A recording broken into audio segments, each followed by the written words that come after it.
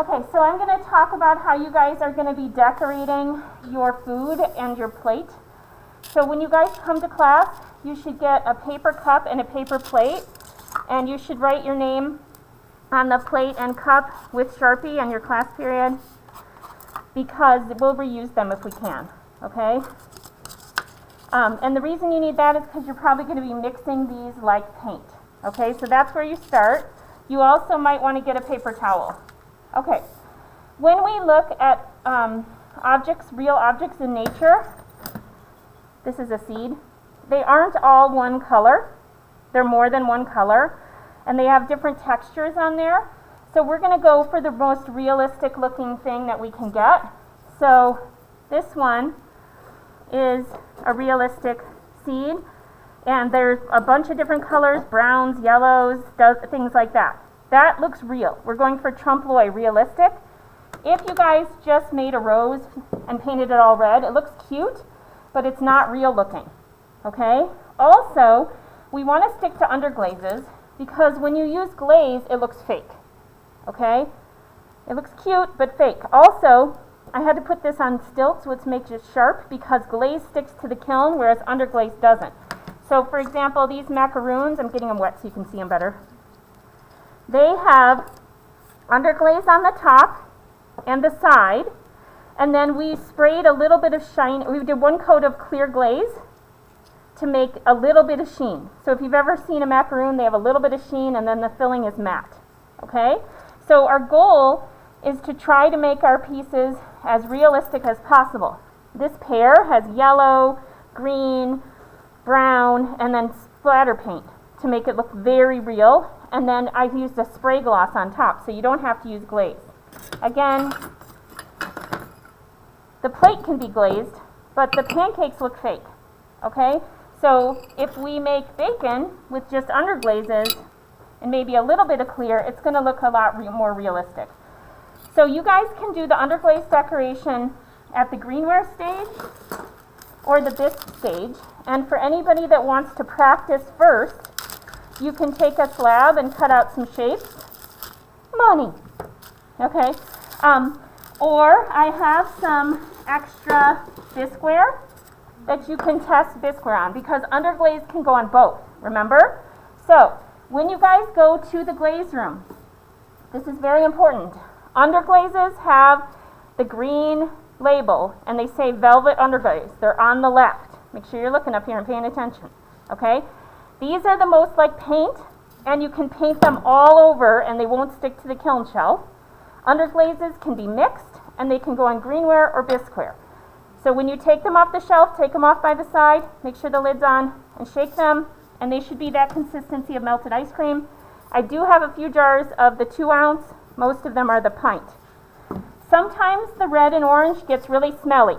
So when you open it, it's a good thing you have a mask on, because they're pretty stinky. It's just what happens when they decompose a little bit, but it won't hurt you. It just smells really bad. So the really cool thing about underglazes is that you can mix them. Also, instead of pouring them into the little cups, if there's cups already, you can use them. We're just going to put our colors on a plate. So when you're ready to practice or start decorating your actual pieces, what you would do is you would just pour a teeny bit, so we don't waste it. I need to shake this on a plate. When you shake it, you should shake it over the sink, because this will stain your clothes, and I'll always hold the lid. So just take a teeny bit, because you can always get more, but you can't put it back. And then when you're done with these jars, you just wipe them with a wipe or spray cleaner before putting them on the shelf. If we put them in the cups, they tend to dry faster, okay? I have spoons, so you can use a spoon, or you can use your paintbrush to put it on there too. So don't mix in any of the cups, mix on your plate. So let's say I was doing a fall leaf like this bisqueware. What I can do is I can mix the colors. So look up here. You can always go darker, easier than you can go lighter. So you should always add the dark color to the light. So you just take it from the side, don't put it right in the middle, it's not elementary school. And then you can start to blend. Also, underglazes can be watered down, so you can layer them. So you can treat this like watercolor or paint, and you can layer the colors. and it looks a lot more real if you layer them. So if you want to test it on either bisqueware or on greenware, you can test it first, because remember, the colors can go on both. And then I can fire the test tile before you even start to decorate your actual piece. So you're trying to go for realism. Another thing you can use instead of a brush is I have these little sponges. If you take one, just keep one in your kit. They're in the glaze room. So it's good to get them wet and squeeze out the extra water, and then test the color on a paper towel or something to see. And then you can use that on your piece to create that texture too, to try to get the most realistic looking objects that you can. The only thing that you might put glaze on is like a glazed donut, but the bottom part of the donut wouldn't be glazed, just the top part. So when you guys are decorating, you want to stick to underglaze and try to make it as realistic as you can. The other cool thing is if you do it on greenware, you can just wipe it off. Bisqueware, if you hate how it turns out, you can wash it in the sink, but then you have to wait till the next day till it dries before you can color on it again, because it soaked up water. So if you guys are done with your food, you guys should be decorating that.